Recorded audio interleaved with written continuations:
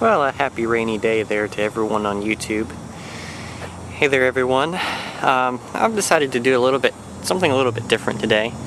I'm going to do kind of a why I own a CB7 video and kind of tell you guys why I like it so much, why I have one, why I decided to ditch my Escort for one, and why it won't be going anywhere for a while, for those of you who are skeptics. Now, the first thing you really notice about the CB7 on the outside, at least, besides my hubcaps being mismatched from one side to the other, it's the epitome of that classic Honda look.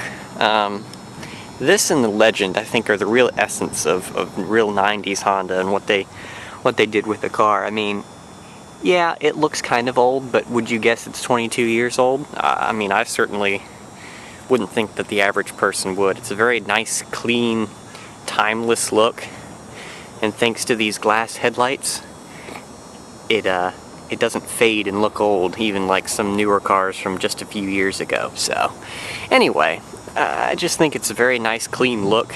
They've put chrome accents everywhere around this car, even on this mid-range LX model, that just makes it look nice. Full. I've always liked these. I don't know why I said full, but I don't know. I've always liked how these taillights wrap around all the way to the middle. They're not just some cars have just tiny little taillights. This kind of really makes the rear end of the car come together. And of course, I'm going to add a chrome exhaust tip to this thing eventually.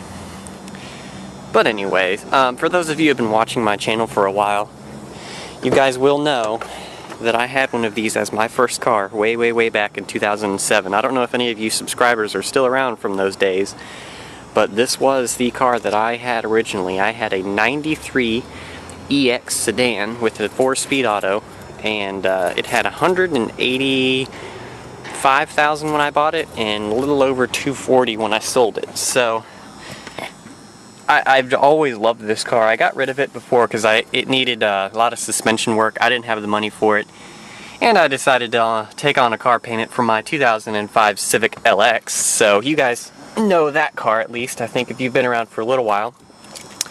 But stepping onto the inside, we all know why at least half of us own these old Hondas. It's because of this. Ah, that old Honda starter. You gotta love it. And the other thing I really like about this car, let's turn it on to the on position here. Besides the alarm clock dinger, so if I turn my lights on, right, and then I go ding dong, saying, hey, oh, you left your lights on, you might want to turn those off. I always like that little dinger. I don't know why. I found it sad when they got rid of it. But anyway, moving on to the inside. Number one, the nice solid thud that door makes. It's just you're closed, you're ready to go. It doesn't feel tinsy, it doesn't feel cheap, it doesn't feel thin. I won't name other cars, but you guys know what I'm talking about. The interior quality in here, I mean everything, the entire dash, all the way up to here, and even up next to the windshield, all soft touch, all the way down until you get to right here where this console is. Even the glove box lid, soft touch, okay? Door panels, soft touch, all the way down here, still soft. This part's hard plastic, but you've got carpet with fucking cigarette stains, pardon my language, but you've got carpet here on the doors with just nice high quality stuff, the same stuff you'll find on the seats, wraps around to the bottom here, and you have this nice carpet down here on the door which matches the carpet on the interior here, which is a nice high pile carpet that you will only find in luxury cars these days. You got a nice little light puddle lamp there so you don't go stepping into something, and so people who are approaching you on the road can see you. I also really like the way the steering wheel feels, not only the way it feels in your hand, but the steering itself. Of course, it's hydraulic assist, it's not electric or anything, it's way too old for that. But it's got just great feel at low speeds. It's heavy enough to where you feel like you've got some feel, but it's not so heavy that you're sitting there lugging the steering wheel around. And then at high speeds, it's light to change lanes without too much trouble, and it loads up really nicely in corners. So I'm sorry I've got it all upside down, but It's just a great, perfect, I think, hydraulic steering setup. Over here you've got little cups for your change and whatnot. Cruise control here and sunroof controls. Some people complain about these being behind the stock, but I've never found it to really be an issue. Brightness control for the gauges is right over here. The standard climate control, nothing special. Everything works, you know, like it should. Of course, some idiot put R134 in my air conditioning system, so that doesn't work, so I'll have to work on getting that fixed. But anyway, aftermarket stereo, I don't know what I'm going to do with this. I haven't decided. I hate buttons, and I hate the way aftermarket radios look, so I might be getting rid of that. Useless slide-out cup holders, but hey, they work for cans and anything that's the size of a can. Of course, ashtray. The other thing I really love about this car is that mine didn't have this, was this 5-speed manual. It's typical Honda. It's smooth, it's slick, the gears come right to hand, and you really can just, it's so much fun to shift through these gears. And not to mention the clutch. The clutch is very short travel, and it's light, and it's just really good feel. Of course, you have the pop-up armrest here. You press the button. It's kind of gross. I'm working on trying to find a replacement for it. But anyways, continuing on build quality. Of course, the seats are very, very high quality carpet.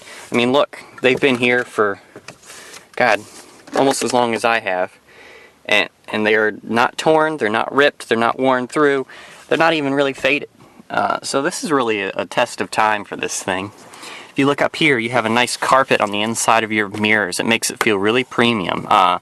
You've got actual metal things to attach your visor to the roof, which is crazy. You'll never hardly find that ever today. And of course, vinyl headliner, which somebody has managed to poke holes in. I don't know how, but it wasn't me. I mean, it's just, this whole car, you're in an Accord, but you don't feel like you're in an Accord. You feel like it's just this little tank that you're driving around in. And I know I'm probably biased because I love this thing, but just take my word for it if you haven't been in or driven one. But those of you who have, you'll know what I mean. Now, of course, let's take a step outside. I have to mention something that is absent in new Accords, and that is the double wishbone suspension. Of course, that's this little thing up here. Don't mind mine, they're cracked and they need new boots and whatnot, but four-wheel independent suspension and double wishbone suspension, well, the double wishbone is independent, so mind the semantics, gives this car really, really, really, really good feel on back roads. And I know you're thinking, it's an Accord, it couldn't be that good. It really is, really poised, and it probably one of the better front-wheel drive cars that I've driven, period, on a back road. It's just so much fun and engaging. You really want to get into it and tear into it, and trust me, I got these cheap little Douglas tires howling on that back road, so it can really hold its own. It handles really well, and it also helps that this is a coupe and it's an LX, so it's not as loaded up. It's a little bit lighter than my old one. So anyways, guys, I think that's about it. I think I've touched on everything up except for one thing. For those of you who haven't seen this yet, that is 275,449 miles. And I'll demonstrate again.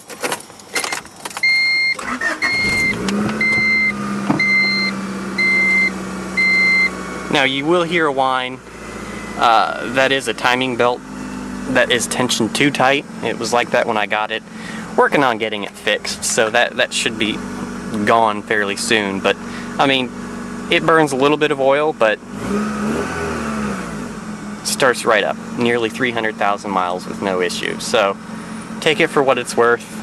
You know, you could say, oh well, you know, you can make any car last that long, but it's crazy to me that it's just this old, that many miles, and it drives absolutely perfect. So take that with a grain of salt. I know some of you will say that's subjective to ownership, but you know, I don't think it would have gotten quite this far if it weren't built like a damn tank. So anyways, I think I'm gonna wrap it up. I've spent nearly 10 minutes of your time. I apologize. But thanks for watching, guys. There'll be one of these on the Crown Vic coming up soon. I've just got to do some editing on it. So thanks for watching, and I will probably be uploading another tour later today. Alright, see you later, guys.